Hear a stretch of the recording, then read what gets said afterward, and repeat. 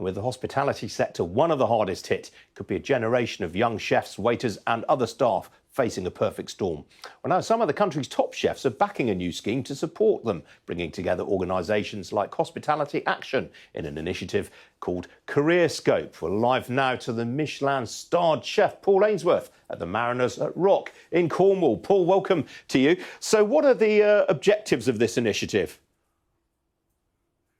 Scope is an organisation between 5 of the UK hospitality leaders. So you've got the Savoy Educational Trust, the UK Hospitality Action, Springboard, which I'm a patron of.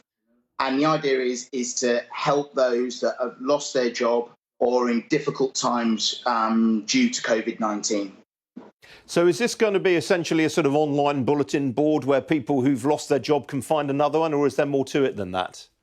Yeah, absolutely. It's all of that, Ian, and there's so much more to it as well. There's webinars, there's people that it's not just for the young people, it's also for people that have been in hospitality, had a great job, lost their job, and have never written a CV or have got to write their CV again and not sure how to and where to start. So there's so much from well-being to keeping people healthy, their mental health, just supporting people in hospitality who are really in difficult times right now.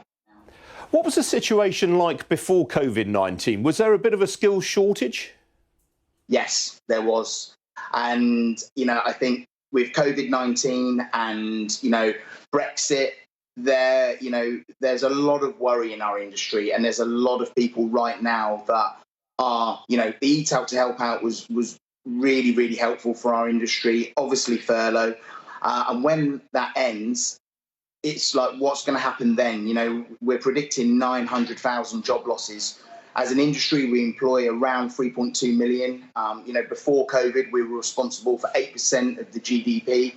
So, yeah, there's a lot of worry now, and there was, as you say, before the pandemic. Paul, where do most chefs and kitchen staff gain experience? Do the majority of them go to catering college, or is most of it on the job in restaurants and cafes and the like? Well, I went to college. Like you say, a lot of them, will come straight to the industry. Through Springboard, which is one of the organisations that has come together with this initiative, we set up, I've been a patron of Springboard for 6 years, and we set up the Paul Ainsworth Academy. And the idea was exactly what you just said there, was to actually bring young people into this industry and show them what it's like and how brilliant it can be. And that, it's not all kind of long hours and, really, really hard work.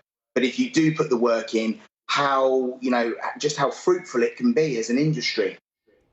What's the sort of dropout rate like? I mean, if you leave aside COVID-19, what was the turnover rate in the industry like prior to COVID?